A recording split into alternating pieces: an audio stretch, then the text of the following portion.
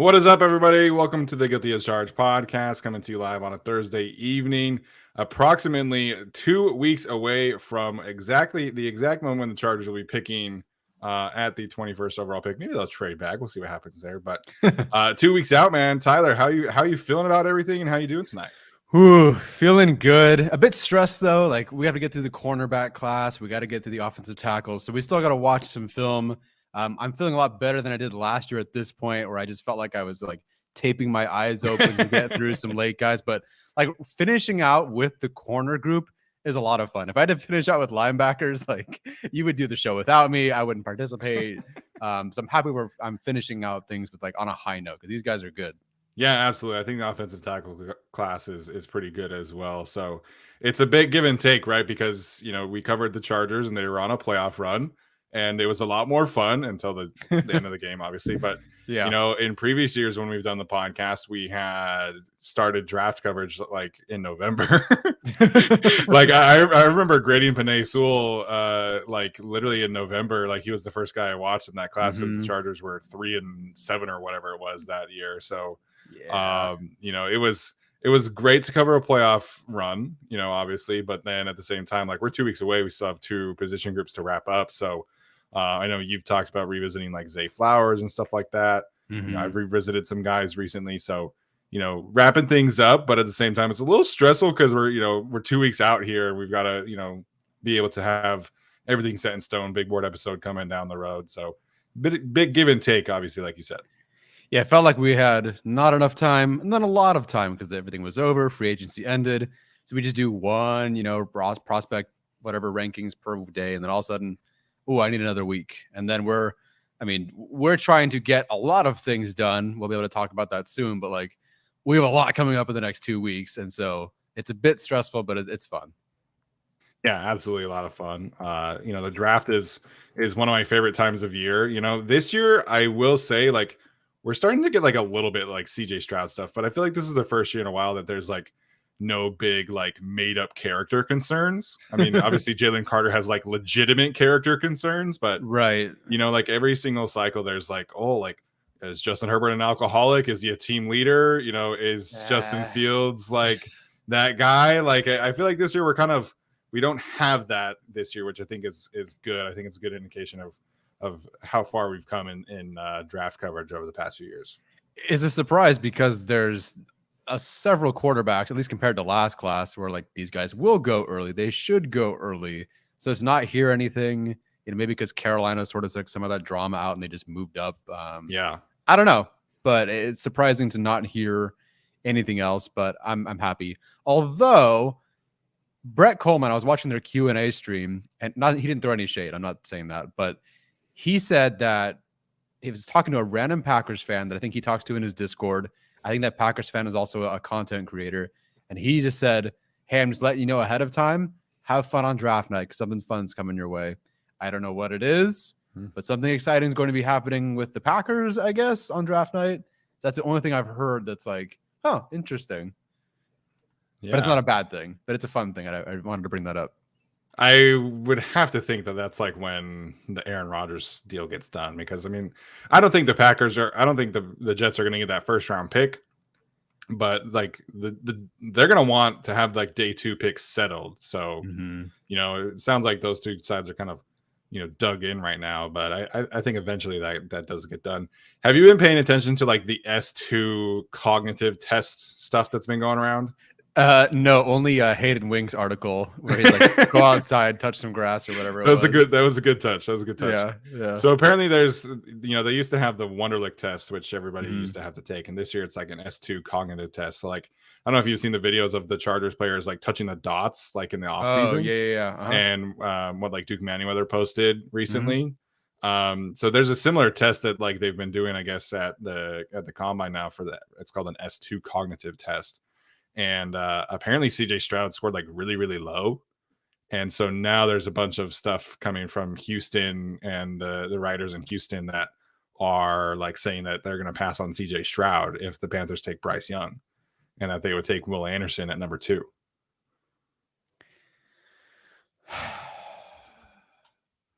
Which again could be a lot of smoke, like the Addison stuff from today, for example.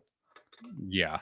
Um, can the Houston Tech who's going to allow them to continue to not take a Right. quarterback? Like, Right. do they have a set? They have a pick at 12? They do. So theoretically, they could then trade up and get Richardson or Levis. But what if the Lions want to go trade up? What if the Seahawks want to go trade up? Like, I don't know. Daniel Jeremiah pointed this out. It's like anytime we have a team with like 2 first-round picks that need a quarterback, there's like this late surge of like, oh, like maybe they'll take so and wait on a quarterback. Yeah. But every time that team needs a quarterback, they just take a quarterback with the first pick because it's just much easier to fill in the gaps after that. Yeah. They're taking they're trading out or taking a quarterback. Like, there's no way. They can't. What was it? Is it Mills still? Is he the QB? Yes. Mills, and then they signed Case Keenum to be their backup. So you're gonna start Mills or Case Keenum for a whole season. Like, sure, that probably gets you into Caleb Williams stock next year, but also like you gotta start Davis Mills and Case Keenum all year long. I guess that's fair, though. I mean, if you really do want Caleb Williams, I'm fascinated by the tank that could happen this year for one Caleb Williams because it seems like he's worth it. Yeah, I would say so. Unfortunately, I have to watch him carve up Utah this year, probably. So all right. So enough general talk here. Hopefully, you guys are locked and loaded, ready for this episode. This has been a bit of a love child for Tyler here, covering a lot of the different data points, physical profiles for the Chargers, and kind of looking for prototypes in this specific class. So Tyler and Arjun as well have been doing a lot of great work in terms of physical profiles. Tyler here tonight, we're going to be talking about specifically for the Chargers and specifically at 4 positions. Arjun released a new website or app or whatever covering basically every team. And actually posted a screenshot that the website crashed after the first few hours that he posted it. So definitely go check that out if you want to look at potentially who other teams are potentially looking at. So this, like I said, we're talking about specific Chargers fits.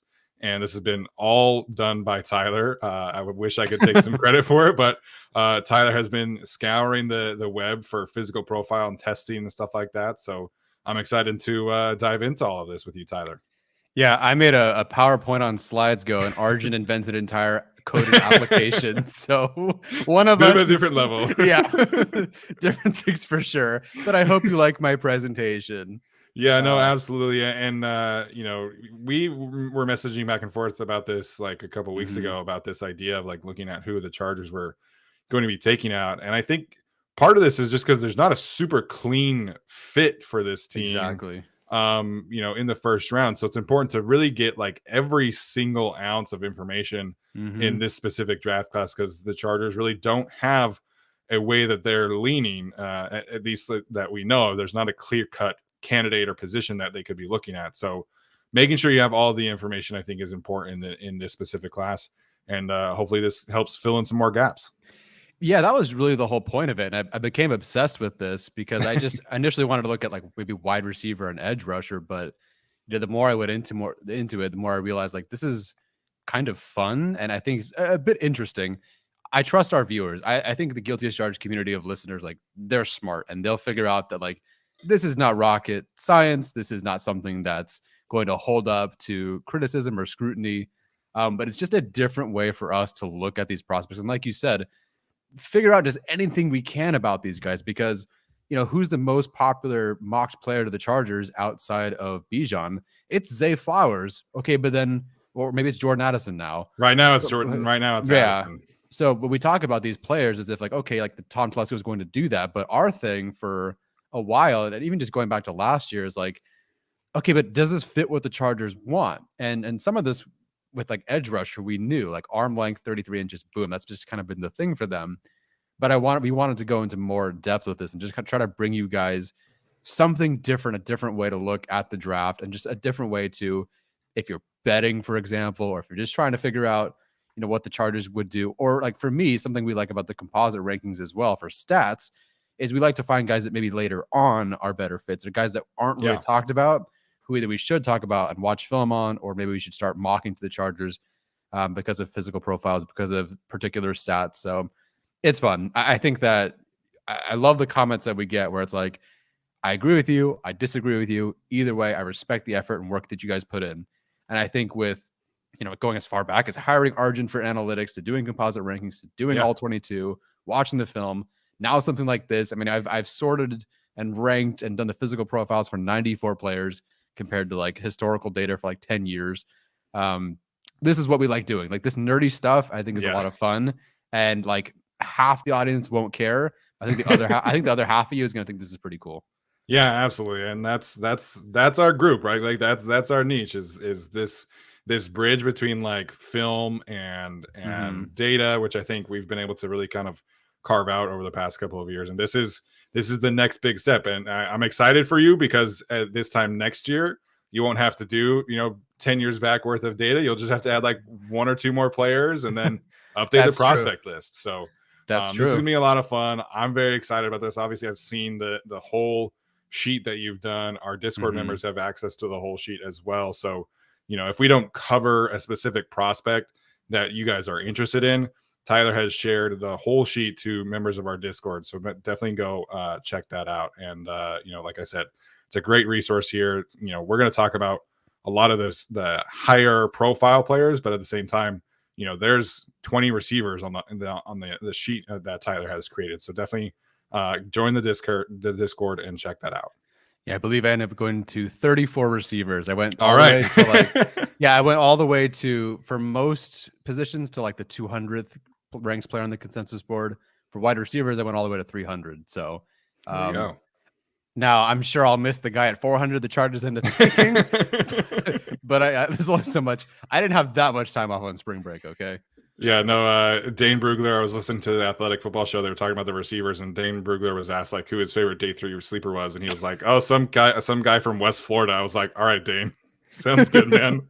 Yeah, yesterday was the day I figured out that Texas A&M Commerce is a school. I'd never heard of that, and then there's a guy that's eligible in this draft. There we go. All right, Tyler. So let's dive in here. Let's get started. Yeah, so just really quickly, here's kind of the methodology behind it. I took the average testing data of the most notable players across certain time frames. So if you're a Telesco draft pick, you were on this already. If you're a notable signing, so Eddie Royal, Sebastian Joseph Day, that sort of thing, you're on there. We also, when it came to tight ends and wide receivers, we looked at Kellen Moore Cowboys. So kind of a smaller sample size, but just the guys that he's used to working with. And then Brandon Staley Rams. I could have gone back to the Bears and maybe the Broncos, but I just feel like he was just the outside linebackers coach there. I feel like with the Rams, we get a better idea of who they want, who he's used to working with. That's more his vision. Yeah. Yeah, exactly. So we have 94 prospects in each category, 28 from edge, 14 from interior defensive line, 14 tight ends, 38 wide receivers. And they got a point. Each of these prospects got a point if they scored better than the average. So I took the average of all the notable players across a certain time frame for the Chargers or the Rams or whatever, made an average. If you scored higher than that or better than that, right, because like time you want slower, jumps you want higher, that sort of thing. If you're better than average, you got a point. And then I tiered each position group into prototype fits. So perfect was like the quote unquote best score you could have gotten, the perfect fit. It doesn't necessarily mean they got a 10 out of 10. It just means they were the highest scoring players. And then they were tiered from there. So highest scoring player or prospect was in the perfect tier, and then clustered to the next tier and so on. So great, good, average, below average, poor, and then no fit / lack of testing. The one awful thing for this is that there is the lack of testing. Someone like BJ Ojolari didn't test in 3 categories. So because this is a did you score the point or not sort of thing, he's going to be like in a bad category because he literally did not test. And then Dalton Kincaid has no testing at all outside of, I just didn't, no offense, but there's no point in putting him on here because there was nothing to go off of. So he wouldn't be on anything outside of poor or no fit. So that's that. Again, like Steven said, this is the actual sheet, the Google sheet, which is a beast of a disgusting looking thing to stare at. That's available to our Discord members. I'll kind of repost that, but it's pinned in our link in the draft discussion. So that's that. And I'm ready to get into edge rusher if you're ready.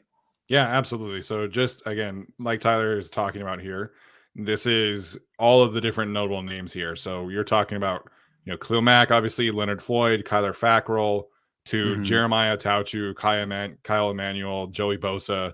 This is the whole, group. Obviously, Melvin Ingram, who Tom Telesco inherited as well. So This is a bit of an underrated need that we've kind of highlighted on our show. Obviously, a lot of fans want receiver, tight end in the first round. This is a really strong edge rusher class as well. But there are very specific attributes that Brandon Staley is going to be looking for. So, there was a certain Georgia Tech edge rusher from who's invited to draft night, and people are like, "Oh, like is this guy a fit for the Chargers? Like, would he be a possibility at 21?" It's like maybe, but I think this kind of project will really help kind of clarify what kind of players we're looking at as potential fits for the Chargers. Yeah, well said. At the end of this presentation, we'll get to the kind of players that they would take at 21. Yes, some of them are definitely reaches, obviously, but we have to consider everything, right? We really just do not know. Telesco doesn't reach too far in the first round. It tends to be like that round 3 is the biggest reach. I think I even showed that statistically last year, but first round's typically within a certain range of like 7, I believe, up or down. Sure. But still, we had to get into those guys. So edge rushers first. And the perfect fit belongs to one and one player only. That is Will McDonald out of Iowa State. I think everyone saw that he tested super, super well. The notable trait I have here, again, there's 9 traits here. Will McDonald tested above average in 8 out of 9 of them, compared to the prototype that the Chargers have had. The big one that really separates edge rushers and defensive tackles from each other is the arm length. And for the Chargers, it tends to be 33 inches. The exact average is 32.88 inch arms, basically 33-inch arms. If you don't have that threshold, it's unlikely that you're going to be on the team. Now, someone like Kyle Van Noy in our data was on there, and I think he has like either 32 or 31.5-inch arms. Yeah. But he's also technically a linebacker as well. So it's kind of tough to parse that exactly. And then Morgan Fox is drafted sort of as a defensive end. He's got shorter arms. We'll get into that later. But Will McDonald fits the perfect category. Then next is Lucas Van Ness in the great category, the next best category. So you really got those two jockeying for like the best physical profile fits. Will McDonald being the clear best, then Lucas Van Ness. And then from there, a lot of guys in the third category. I believe there's 7 categories, but Miles Murphy, Isaiah Foskey, Derek Hall, Isaiah McGuire, Habakkuk Baldonado, Yaya Diaby, Thomas Incoom, Tavius Robinson, and Ikene Enechukwu. Wow. Yeah, we've definitely I haven't watched all those guys. I couldn't tell you much about them, Right. but what stands out to you in this particular case? Yeah, I think, the first is kind of the notable omission, right? And that's Nolan Smith, who's not on this list. He could be long gone, obviously, but a lot of people have kind of penciled him in as like a very typical Chargers fit. And I think from a character standpoint, like that's probably true. I mean, he's like a mathematician and stuff like that. And, captain of Georgia, like from a character standpoint, he probably checks a lot of boxes. From a physical standpoint, I think you're talking about him missing like the typical weight. You're talking about him missing the arm length, I believe. Obviously, he tested like a freak in terms of speed and jumping. So that's the notable omission here. And then I also think we probably should point out too that one of the key differences here that you did, or that Arjun did, and you didn't do, is age for the first round selections as well. So maybe that could impact some things. Like Lucas Van Ness is obviously younger, but just wanted to point out those two things. Yeah, Will McDonald being older as well. So I guess in that regard, Will McDonald might be like 8 out of 10 if we included age, and Lucas Van Ness would be 8 out of 10. So they'd be more tied here. But age was like a tough one, nor did I care to Google that. I could go. Well, and that's tough too, because it's like, well, Kyle Emanuel was probably like 25 when he was drafted, and Kenneth Murray's 20, so that can really skew some people as well. Yeah, definitely. Zeus Era pointing this out again. Players who did not test or who did not have a complete testing profile are not on this list. So BJ Ojolari, maybe if he had a full testing profile, he could be on this list, but he's not right now because he didn't do enough testing profiles. Again, Dalton Kincaid later on, he's not on the tight end list. So this is just players who we have a full, complete picture of these players. So I will say, in terms of the round 1 types, we can get into this later probably, but the round 2 types here, I mean, you're talking about Isaiah Foskey, Derek Hall, Isaiah McGuire, all players who kind of are in that 54 range potentially for the Chargers too. So I think if the Chargers do pass on an edge rusher in round 1, I think this list and film as well would lend itself towards projecting a pretty positive picture in round 2 for the Chargers in terms of edge rushers. Yeah, Isaiah Foskey is definitely a player that I think. I'm not saying he's like Michael Mayer. It's funny because they're both from Notre Dame, but I feel like everyone just kind of wants a different trait. Like Michael Mayer is sort of not everyone's favorite because maybe they want, Darnell Washington or Dalton Kincaid or Luke Musgrave who just do different things. But Foskey is just solid, if nothing else. I don't think he's like an exceptional pass rusher, but Notre Dame guy, great against the run, fits the physical profile for the most part for them. Like that is a player that I would start considering. I don't have Foskey like in the discussion of taking him at 21. I think that would be irresponsible to say the least at that point. Yeah. But it is, someone to start considering in round 2. And that's the thing, like this list, when you guys get the whole list, if you're in Discord, you'll kind of be able to start sorting through when we get to, round, like even just looking at this list, we start getting to round 4. Okay, who's available? You're starting looking at Yaya Diaby. You're looking at Thomas Incoom as some guys who do fit their physical profiles that they're looking for, rather than just like, I don't know, I'm going to just take my favorite edge rusher. It's not that simple. So I think looking like at rankings like this is helpful. Some people are asking about Robert Beal Jr. I did watch him, and he is currently my lowest graded prospect. Like overall or at edge? No, overall. Well, he barely played first off, and I think he had his cutups are like 4 minutes long. Yeah, there's not much there. I think he started 6 games in like 3 years or something. And he's just not great. I tried to watch him, and again, it does seem like a Staley guy, right? Georgia, length, the physical profile, some of that's generally there.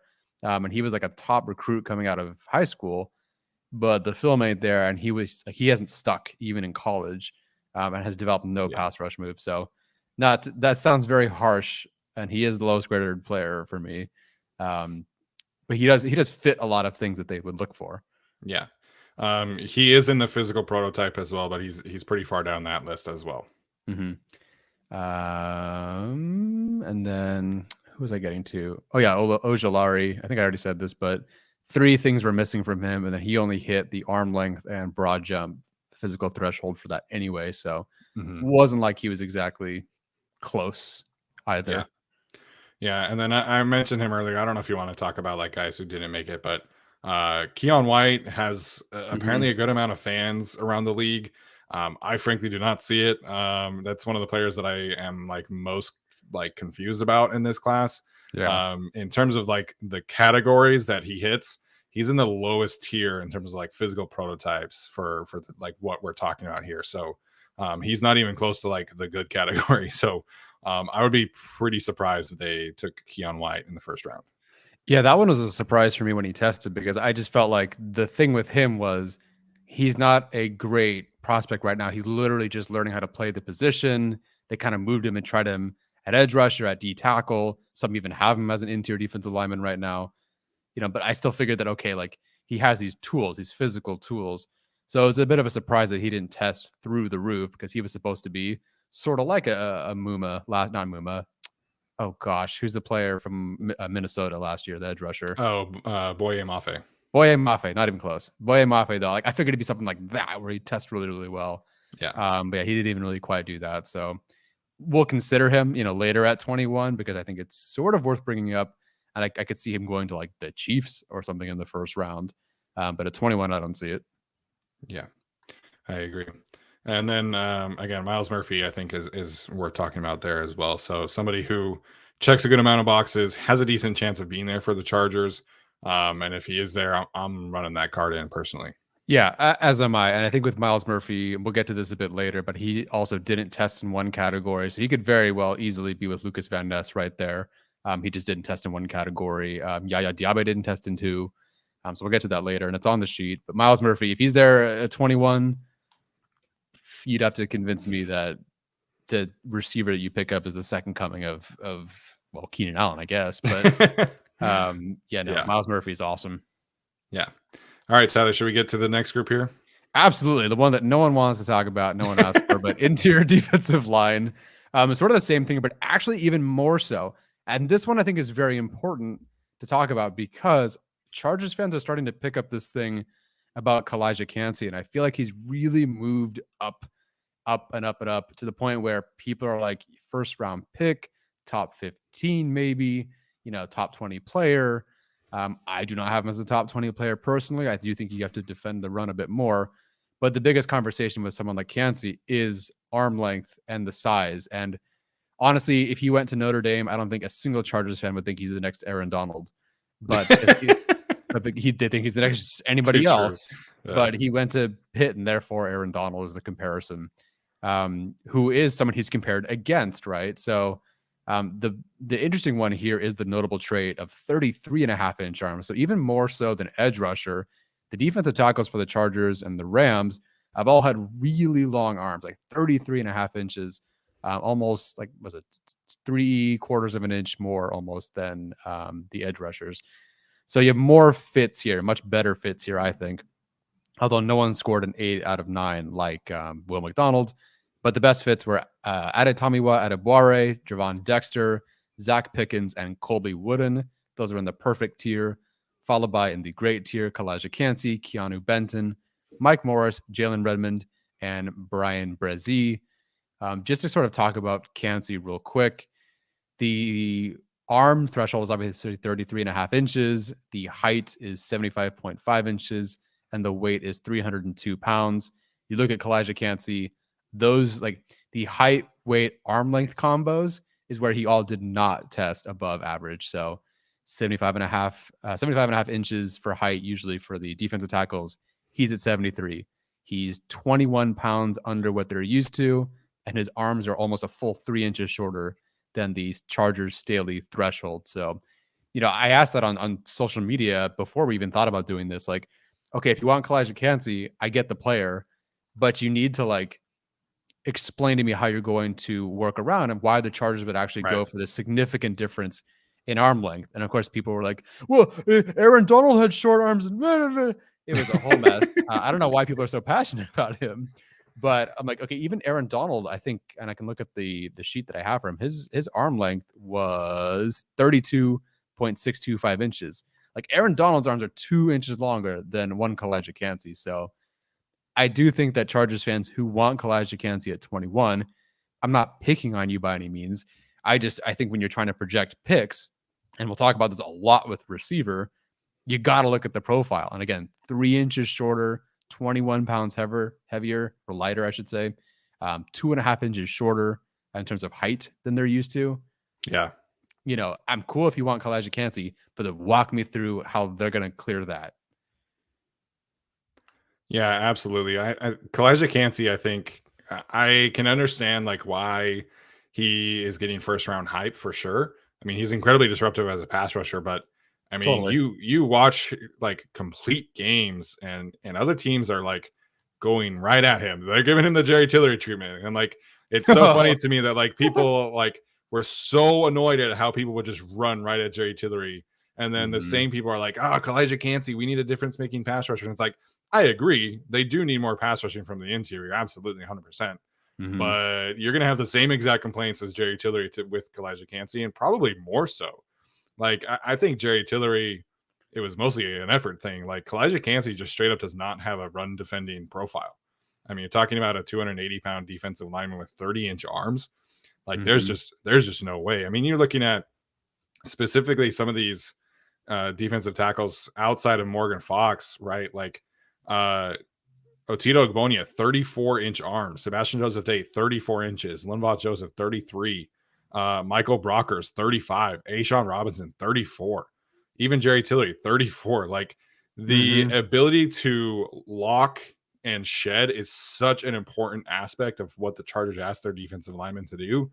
And there's just none of that with Kalijah Kancey, like just none of it. So like from an agility standpoint, from a speed standpoint, sure, he's going to hit those thresholds, but arm length is so important for what the Chargers ask of their defensive linemen, because they have to two gap. They have to be able to have the ability to control blockers at the point of attack, take on double teams, shield them off, and be able to shed and make plays on the ball. There's none of that with Kalijah Kancey. So yes, he fills a pass rushing need, 100%. I agree. But are you taking a first round defensive tackle who's only going to play on second and third downs for you, because he cannot play on first downs ever in his career, in my opinion. So you're taking a situational pass rusher in the first round. I don't know how I feel about that. Yeah, you'd have to start playing with and Brandon Staley can convince anyone. He could sell me on anything, but he could walk up to the podium. He'd have to walk up to the podium and say he's going to be a stand-up edge rusher for us, and he's going to be really good against the run or something, and we're going to work on this, and that, or whatever. But even then, I just really wouldn't buy it as a pass rusher. Sure, absolutely, but against the run, like you said, two gapping, I don't buy that the Chargers would go for that. Even Jerry Tillery, who was pushed around quite a bit, like they went after the arm length for a particular reason. He's 13, 14 pounds heavier. Funny enough, Jerry Tillery would have been in his own category on this prototype fit. And by the way, we're not trying to say that the best athletes are the best fits for the Chargers. Sure. We're just looking at the physical profiles. But even Jerry Tillery compared to Kancey was 14 pounds heavier. And now you're telling me that guy with 4-inch shorter arms who isn't good against the run in college as is going to now help the Chargers run defense. I don't buy that. And I do like Kancey. I think I have him top 5 in defensive tackles. I think you do as well. Yeah. We do like him. It's just you gotta be able to play both. And with the Chargers and Brandon Staley, you gotta be able to do two things. But if anything, you gotta be able to two gap and stop the run. Yeah, absolutely. And that's just super, super important. So I did not grade Gervon Dexter or Gervon. I'm not sure how you said it. Soloman pointing out that he was a higher rated recruit at defensive tackle than Jalen Carter was coming out of high school. Wow. He's an athletic, obviously very, very athletic guy. But as far as rating, wow, that's impressive. Were they both out of Florida, or were they from the same state, or is it just countrywide? I assume just countrywide and probably defensive tackle specific. Wow. Yeah, it's unfortunate because he's not Jalen Carter, but he's a heck of an athlete, and he's powerful and he's athletic. So I could see definitely where the physical dominance would be. This poor high school kids, man. Gervon Dexter probably destroyed those poor guys. Yeah. I don't know if you saw the video that went viral a couple of weeks ago. Okay, Soloman said both out of Florida. The Brian Brzez's high school highlight tape went viral a couple weeks ago. It literally looked like a grown man against junior varsity football players. It was so funny. Yeah, dude. And he was he was the number 1 recruit, I think, right? He was. That showed. If you showed me that on tape, good Lord. Yeah, big dude. And Brian Brzez, after all that, just on the good tier, behind 8 other defensive tackles. It's really interesting. Yeah. Which ones is he missing? He's missing the broad jump. So he could be 1 spot higher. But that's in terms of not testing. And then what he's not there for in terms of the measurements is weight by 4 pounds, arm length by 1 inch, vertical by 1 inch, and then missing the broad jump. So it's really close. It is tough. Some of these guys that are off by 2 pounds, and it's you didn't score there, but again, not perfect science on these. Yeah, 100%. All right, let's move on to the next one here. All righty, tight end. I looked at fewer tight ends for this one compared to everybody else. I didn't look at 34 tight ends because why bother? And no surprise, Zachary Kuntz. I just watched him. He's a lot of fun. He measured in perfect. Luke Musgrave fell into the great category, and Darnell Washington into good. I was surprised to see Darnell Washington not be in the top tier category, but one, I think that's because Zachary Kuntz was another tier. And then 2, Darnell Washington, A, didn't test in the 3-cone, and then B, was 4.5 inches shorter on the vertical compared to the average. Darnell Washington's vertical was 31 inches, Zachary Kuntz, 40 inches. Yeah, Zach Kuntz is literally the most athletic tight end ever in the history of the combine. But just to add some context here, you're talking about a bunch of different kind of players. Jared Cook is in this group. Virgil Green is in this group. Obviously, Dalton Schultz, Jake Ferguson. So there's a good amount of varying body types in this that I think lends itself towards a pretty accurate picture. So Luke Musgrave, Zach Kuntz, Darnell Washington being atop this list. definitely not a surprise. Mhm. Just looking at the sheet overall, I was surprised that Sam Laporta Me didn't hit too. more categories, but he is kind of on the lighter side. Mhm. So that was kind of my big surprise was, like I said, Sam Laporta. And then obviously Michael Mayer. He's definitely more of like a culture film fit, specific need fit than like physical profile, but that's not his game. Like people were really surprised that he didn't run super fast at the combine. It's like, but who did you watch? Because I was not expecting him to run like a 4.6. Like I thought, he Right. tested exactly pretty much how I thought that he would. Yeah, I'm really curious if I just did this for not Michael Moore. What the heck is our coordinator's Kellen name? Moore. Kellen Moore. Thank you. Yeah. I'm curious if I just did this for the Kellen Moore tight ends, if Michael Mayer would match up better. Because looking at them, the entire like we posted them before, right? The three main tight ends, maybe Witten was in there, and then Michael Yeah. Mayer. It looks very, very similar. I think the Chargers with Tom Telesco have gone after more athletic tight ends than expected. And again, I said it to you earlier. I did not realize that Virgil Green was so darn athletic. Like he Yeah. is like the prototype, like the most athletic guy that they've worked with, which I was a bit surprised by. And then, of course, just trying to calculate how the hell Donald Parham even exists. 78.375 inches in height and 36-inch arms, like just a completely different individual. Yeah, absolutely. I think, like you mentioned, if you're talking about just Kellen Moore tight ends, you compile Dalton Schultz, Jake Ferguson, Blake Jarwin, and Michael Mhm. Mayer, then that's probably all extremely similar. But Yeah. this includes Jared Cook, who was a pretty freaky athlete. You mentioned Virgil Green. I mean, Trey McKitty's not super good, but he's kind of a freak athlete too. Gerald Everett's a really solid athlete as well. So very interested to see how that really kind of manifests itself in this class because I think Kellen Moore more so values like intelligence, versatility, kind of just like Yeah. being super well rounded at the position, whereas the Chargers have really prioritized athleticism at the position over the last few years. Yeah, and this one is, I think, the biggest divergence between like I feel like yes, these tight ends are good. Like Decker Coons, Musgrave, Washington, these are all good tight ends, top tight ends in the class. Don't get me wrong, but I feel like some of these, like this position group, I feel like is going to be like the physical fits won't be the same as who the Chargers will actually prioritize overall. Although, again, I'd be happy with any of these three guys at different spots. The next two guys after this, who are in the fourth tier, Tucker Kraft, Luke Schoonmaker, those guys fit too. So a lot of guys to like of these groups.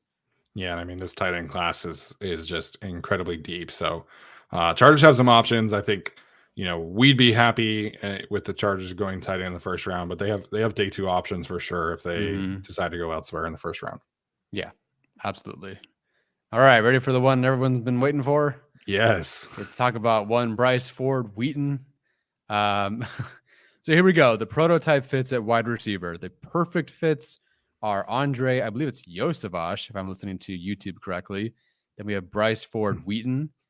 In the great tier, of course, is Jonathan Mingo, who keeps popping up. Yes. And then in the good tier, Michael Wilson, Dontavian Wicks, and Matt Landers.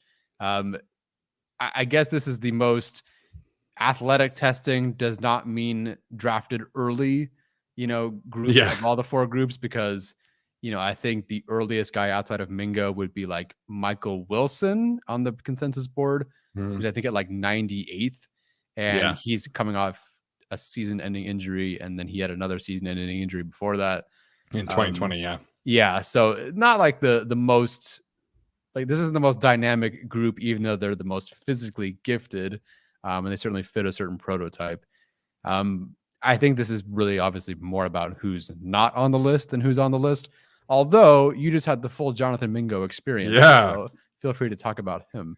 Yeah, definitely want to talk about Jonathan Mingo. I was obviously late to the party. You watched him, I want to say like 3-4 weeks ago. Something like that. Something like that. And at that time, he was still kind of in like the fourth round consensus range. Now he's kind of, vaulted himself up to borderline second, early third conversation on most of the consensus boards. So, I mean, for the Chargers, man, I think he would be a perfect fit because the ability that he has that really kind of stands out in this class is that he can get vertical against press and against cushion. So if you watch like Jalen Hyatt, for example, like he can absolutely get vertical and torch you against when there's cushion, off coverage. But if you have somebody up physical against him, like he's going to struggle. And Mingo can do both. I think Jordan Addison is that same kind of conversation as well. Jordan Addison, I think, ran like a 4.49, so he's not super fast, but I think he is faster than his 40 time would indicate. So Mingo has the ability because of his size, because of his physical profile, and just like how big he is. Like he's 220 pounds. Like this is in this specific class where there's like 15 receivers who are like sub 180 pounds. Like the size profile of Jonathan Mingo absolutely stands out. And so his ability to get vertical against press, be physical at the catch point, physical after the catch, and then also take the top off the defenses, I think is super, super valuable in this class. So I think there's a ton of untapped potential there because Ole Miss, we've talked about this before, it's the most Mickey Mouse offense in this, like, of any film watching experience I have had, because Tennessee has some nice like play action concepts. They have some good screen games. They have some really nice over concepts. Ole Miss is literally like all Jonathan Mingo does is run straight, run like diagonally, or some screens. Like he runs 3 routes, and it's just really frustrating because I think he has a lot of great, yak potential. I think he only forced like 8 missed tackles in the last 2 years combined or something like that. But I think he can be, a get the ball in his hands kind of player, as well as stretching the field vertically. Like a lot of people have said, like, oh, the Chargers need a yak guy. Oh, the Chargers need a vertical guy.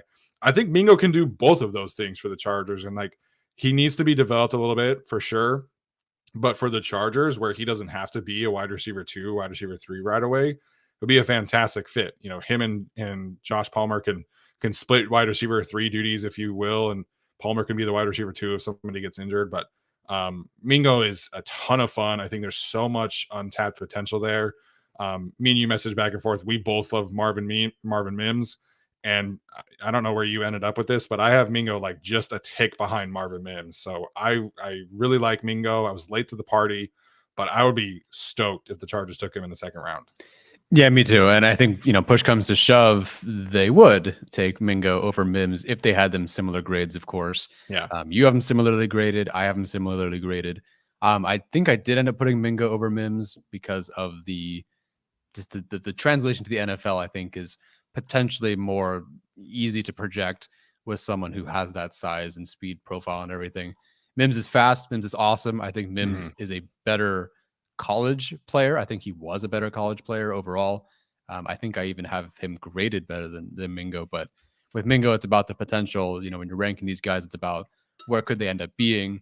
And Mingo could just get there because, if he had gotten to, Ohio State and he was working with Heartline, or he worked with any quarterback who could hit, water falling out of a boat, then we're talking about like a top 3 receiver in this. Like if Mingo went to Ohio State, he's wide receiver 2 in this class, ahead of Johnston, ahead of Hyatt, ahead of, Flowers. He just wasn't asked to do a ton, didn't have a great quarterback, and so didn't quite make, the most. I think he made the most of it, but he just couldn't like jump into that first round conversation. But he got all the tools. Yeah, absolutely. I think like our composite rankings have him very low, if I am not mistaken. I think like 30% of his production from last year was against Vanderbilt. And weirdly enough, like he could have had like another 150 yards in that game. Like the quarterback from Ole Miss missed him on several occasions. And there were other times where like he would get open on the backside, and there's no progressions in this Ole Miss offense. So it's like this quarterback is like, this is my first read, I'm going to this receiver. And so like Mingo, if you really like dive into his film, like there's a lot of like empty yards that he could have had in this offense that just did not come to fruition. So big fan of Mingo. I have not watched a lot of these guys that are on this list. Michael Wilson, I have watched. The injuries concern me. Yeah. But I have not watched Bryce Ford Wheaton, how did you say it? I think it's Yosevash. Okay. Or Matt Landers, Dontavian Wicks either. So again, the Chargers have a type. We know what that is. That's what makes the first round so interesting, because the 2 players who we've talked about most commonly locked to the Chargers, Zay Flowers and Jordan Addison, like you have this color coded, right? Like they're not even in like they're below like nothing. Like there's no color coding. Yeah, they're not even in the color part. We can jump into that now, honestly, if you want to start talking about guys at 21. Yeah, absolutely. So, again, it's such an interesting draft because the Chargers are kind of sitting back there at 21, where we don't really know what kind of options they're going to have. So, again, Tyler mentioned perfect fits. You're talking about Will McDonald and Adetomiwa Adebawore. At 21, that's a pretty big reach for both of those players. And we can kind of go down this list, but Tom Telesco has really made a point to emphasize athleticism in the first round over the last 5-6 years. I mean, you're talking about Derwin James, Joey Bosa, even Kenneth Murray, like freak athletes at their positions. And there's just not a lot of that available at 21. No, there really isn't. In terms of what the Chargers, it's tough because if they want more of their type, okay. I didn't include Will Anderson and Jalen Carter and Tyree Wilson and all these guys on here. Yeah. I'm sure that they would have been just fine on the testing and whatever. And I'm sure regardless, the Chargers would take them. But, in terms of who the Chargers are projected to have available at 21, it really feels like, if it's not a reach, it's a player that doesn't fit their physical profile. Or if you don't fit your physical profile, or if you do fit that physical profile, it's kind of a reach. The best fits here, again, Will McDonald, Adetomiwa Adebawore. Van Ness is the only non-reach, but that kind of depends on who you ask. And then Kancey and Musgrave. Those are sort of considered reaches to a varying extent. Like I think McDonald can go in the first round. I honestly think Musgrave could sneak into the first round. Kancey, it sounds like he is. Adebawore kind of just off and on depending on fit, but they're all kind of reaches. So it's really interesting to look at. Someone asked earlier about Quentin Johnston. Johnston, if I pull it up, was the next best category, right? So we talked about the 3 best categories. He's in the 4th one. But he actually, amazingly, brace yourselves, ran a slower 40 time than the Chargers average at the position over the years. So he ran a 4.52. The Chargers, their average is 4.48. So he also ran a slower 10-yard split, the worse short shuttle, and a worse 3-cone than the average that they're used to. His 3-cone, man, 7.31. For example, Zach Kuntz's 3-cone is at 6.87. Luke Musgraves was 7.09. Yeah, so 7.31's like that's really slow. Class, I think it's like 18th percentile, and I'm surprised it's even that high. Yeah, in this class, it's Puka Nacua and let's see, Justin Shorter, and I think that's it. I think he was slower than everybody else. So, oh wait, here we go, Cedric Tillman. So yeah, these guys. Yeah, this receiver class, like the more that we garner information, the more tape that we watch, like I would understand why they would take Jordan Addison, and I would understand why they would take Zay Flowers, but I just don't think they check enough boxes. Like Jordan Addison has the connections to the coaching staff, obviously with Chris Beatty. A lot of people are pointing that out right now. And how Beatty recruited him to Maryland and then recruited him at Pittsburgh, coached him at Pittsburgh. But there's just not enough like athletic profile checking the boxes for me at 21. And so it's going to be so interesting, right? Because we've seen Tom Telesco kind of do some non-Tom Telesco things recently, but him drafting Jordan Addison and Zay Flowers would be like an extreme departure from what his pattern has been over the last 5-6 years. Yeah, I mean, and let's roll through Flowers and Addison looking here, and that's again part of the reason we did this. Jordan Addison would be 32.2 pounds lighter than their average at the position. Oh my gosh. Which is a lot. 32, man. 32.2 pounds. Zay Flowers, 21.2 pounds lighter. In terms of height, Jordan Addison, the height's less of an issue there. About, I'd say, an inch and a half, I guess. He's 5'11", so it's like close enough. Yeah. Zay Flowers, 4 inches shorter than their average, which is kind of the big one. The good news is that Zay Flowers runs faster than the average Chargers 40 time. Addison did not actually. He ran a 4.49. So the only thing Addison actually tested better than the Chargers average is in the short shuttle. And not better. He literally didn't even test better than their average. He tested exactly at the 4.19. So technically I shouldn't really give that to him, but It's fine. I'll give him the point. But Zay Flowers, also for those watching the video, Zay Flowers was missing 2 testing categories. So maybe he'd be higher up, but even if he were, he'd be at below average or average with those physical categories. So who knows? But yeah, Flowers missing 2 categories. And that's who they might take. Like they might take one of these receivers that's 21 or 32 pounds lighter than their typical average.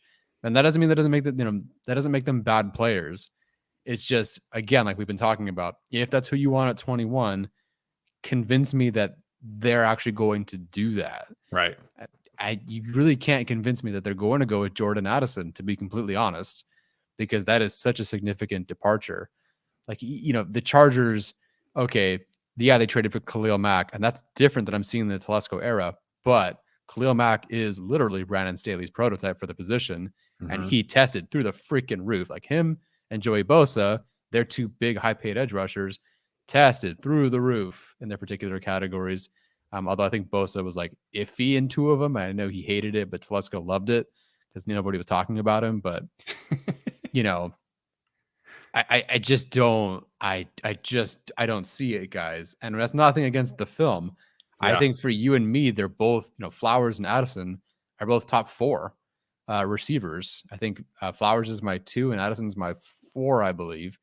And I like Addison. I really do like Addison more than Johnson. It's just you're trying to go for the projection, but I don't know, man. It's tough. It's really, really tough. Yeah, I mean, from a film perspective, like Zay Flowers is my 2, and I've moved Addison up to my number 3, and so like I said, I would understand why the Chargers can kind of talk themselves into taking one of these receivers, but I think from an offensive scheme fit, like sure, you can definitely make an argument for both of those players, but I mean, even like Travis Benjamin was not as light as Jordan Addison. Like, wow. I'm right? Like that's Travis Benjamin was a pound heavier, I think. Yeah, 172. Yeah, Addison was 171. Eddie Royal was 184. Like Tevin Reese is kind of like the outlier of all outliers, but he was he was a later round pick. But I mean, as much as people kind of make fun of like, the physical profile and how much the Chargers have, pounded that table, every team does this. Like every team has benchmarks that you have to hit. And, the Packers are notorious for this because they refuse to take receivers who fit like a very specific box, right? And same with pass rushers. I was messaging back and forth with one of my friends who podcast about the Cowboys after the Kellen Moore stuff. And then again, like recently, and like he's saying, like if the Cowboys needed a receiver, there's no way they would take Jordan Addison or Zay Flowers because they are so small. And, there's a conversation to be had about like, maybe we're kind of transitioning towards like a smaller type of receiver, but at the same time, like that's going to take some multiple drafts for teams like the Chargers and the Cowboys and the Packers to kind of move off of their prototypes. Like this isn't going to be like, hey, like we're just going to start drafting all of these small receivers. Like maybe you get one of these guys and then like 3-4 years down the road, they take another small guy. But, Tom Telesco and this staff, and you've pointed this out several times too, like Kellen Moore and his staff with the Cowboys, they have a very specific type of receivers. And while Jordan Addison and Zay Flowers have really legitimately good film, they don't check enough boxes from a physical profile standpoint. Yeah, absolutely. And I think that, again, like if they go, hey, the 21st pick, they pick Zay Flowers, Jordan Addison. Like, I'd be happy because those are good players. But I don't really buy it. And then just push comes to shove.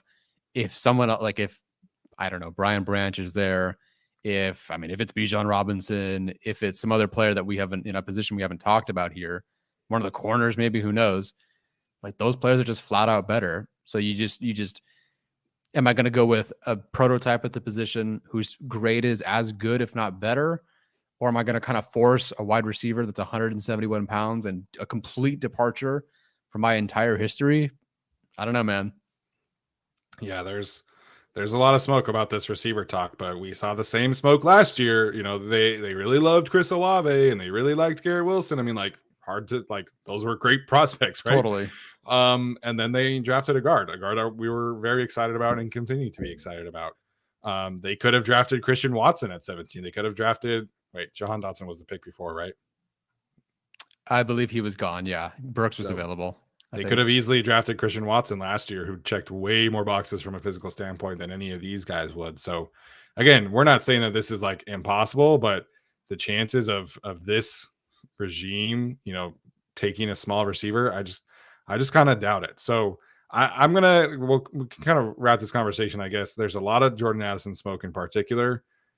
I think that is because Tom Telesco is trying to drive up some trade interest. And again, I think this is where you're talking about the kind of draft outcomes here, because you look at who is potentially on this list that's like good, great, perfect fits. It's a lot of players who are in like the 28 to 32, 34, 35 range. And so, hey, Buffalo Bills, like maybe come get this pick because you can take Jordan Addison because he fits your physical profile, or Zay Flowers or whatever. So I think the way that Tom Telesco has talked about trading down, and same with Brandon Staley, I think this is just kind of another thing that maybe kind of lends itself towards suggesting the Chargers will be trading down for the first time in the Telesco era. Yeah, Telesco hinted that it was possible last year, but then I think the Cowboys surprised them by taking Kenyon Green. Or no, sorry, not the Cowboys. The Texans surprised them by taking Kenyon Green. And so I think if you're trying to read between the lines, they were cool with Green or Zion Johnson if they traded back. But because Green went so early, it's like, okay, well, shoot, we kind of just have Zion now to go with, so we'll stay put. So I really think it happens this year. We've heard it. I know it's all smokescreen and stuff, but I don't recall actually hearing both Telesco and the head coach, and in this case, Staley, say that we think the strength of the draft, and there's a lot of good players in the back end of the first round and the beginning of the second round. I don't think we've heard both Telesco and the head coach say that. We've heard them say, hey, yeah, we'll trade. If it's there, we'll trade back. We've heard them say that. Yeah. I don't think we've ever heard them say, we actually feel like one of the strongest parts of the draft is in a particular section of the draft that we're not really in right now. So I really do think that we're going to trade back, and I'd love to start trying that mock out, because it's the best version. Any mock I do where I take the player at 21 and it's a player that doesn't fit really, like, okay, I'll take Zay Flowers at 21. It just feels weird because it doesn't feel like A, that they would do it, and B, like, yeah, okay, that's it. We're going to take a player that I like, my wide receiver too, your wide receiver too, that doesn't really fit what the Chargers actually would do at the position. You trade back, and now you go get Will McDonald. You use another third round pick or a fourth round pick, on a receiver or a running back or whatever it is. Like, that just feels more right. It's like my favorite versions of these. Like, I always like trading back, of course, but my favorite versions of these mock drafts this year, more than any year, really does feel like trading back, because anytime I do a mock and I can go pick between, maybe it is Brian Branch that falls, maybe it's Tommy Adebawore, maybe it's, BJ Ojolari or something. Maybe it is really Zay Flowers, or maybe it's Jordan Addison. Like, taking those guys, but then having another third to take a safety, another fourth to take a running back. I'll take another fifth, like whatever it is. Like, it feels so much better to trade back and take those guys. So I think 21 is obviously they'll see there are players on here they'd love to see fall to them. Yeah. I think if Van Ness falls to them, I sort of think if Johnson falls to them, if Nolan Smith falls to them, you're going to take them. And I totally get it. But I think that's just kind of, we'll see. But I really do think they're going to trade back this year. And they have to. They've made like no moves in free agency. And they have to start accumulating rookie contracts to best support their quarterback contract of the future. So I think they trade back this year. You accumulate more guys. I mean, Tom Telesco is 3 for 4 on 6th round picks right now, depending on how you look at it. Like, okay, Larry Roundtree hasn't quite worked out, but Nick Neiman's a legit special teams ace for them. Jamari Salyer is going to start for you, and Jaw Taylor might also start for you next year. And so far, he technically is the starter for them in the slot. So, yeah, like, you accumulate any more picks and get another shot at it. I mean, you're feeling pretty good, especially when you have Ryan Ficken, who can really work with these special teams guys. Yeah, 100%. Just to your point about the lack of roster movement, I mean, Keelan Doss is technically their wide receiver 4 right now. And they have Foster Sorrell and Will Clapp and Brendan Hymus as their backup offensive lineman. So this team has a lot of needs from a depth standpoint. Like they don't need a true like starter. Like I think they could upgrade safety for sure. Mm-hmm. I think they could upgrade certain spots, tight end for sure. Yeah. But they more than anything in this class need depth, and they need future starters more than immediate starters right now. So that's just where we're at. So Tyler, that was great work, man. I think this was a hit. I hope people enjoyed it as much as I did, kind of reading through some things. So again, if you have a certain question about a prospect who did or did not, fit these profiles, the whole sheet is visible to members of our Discord. So make sure and go check that out. It's a great resource as you can, again, not just talk like we focused in on the first round tonight, but this is a great resource because like if we had done this last year, I think we would have known about like Otito Ogbonia at this time last year. So there's going to be a lot of like day 3 players who it's like, oh, like I didn't think this guy would be a fit. It's probably going to be a very close, physical profile match that Tyler has put together through this sheet. Yeah, definitely. Look at this disgusting. I'm gonna try to bring it up for the screen. Look at this gross sheet I have up for all the prototypes and wide receivers and stuff like that. Like it's disgusting. So if you want to look at this disgusting mess, join the Discord. It's a disgusting, beautiful mess. So, man, Tyler, we're 2 weeks away. I can't wait to get to this draft. We're gonna have a ton of great draft coverage this year. We're doing it big. We're having some guests on the show as opposed to just the usual suspects on there, which it would obviously be fun. But we're gonna have some guest appearances by a bunch of other writers and podcasters as well. It's gonna be a lot of fun. Can't wait to get to that point. Yeah, it's going to be a lot of fun. I'm going to double check that I can take that day off of school. So we'll see if I don't have to go to class that day. I have a 4.0 and I'd love to keep it, but at the same time, I'd love to be here too. So we'll see. Yeah, absolutely. So, all right, that's going to do it for us tonight, guys. Thanks everybody for tuning in live tonight. If you're watching this, make sure like the video, comment, let us know what you think. Again, if you have questions, check the Discord link, subscribe. If you're listening to this on the audio version, hopefully you enjoyed this as well. Make sure to leave us a rating review on that side of things as well. So we really appreciate your support there too. So that's going to do it for us today, guys. We'll see you guys next time on Sunday. We're going to rank our corners for next group. So that's going to be a lot of fun as well. We'll see you then.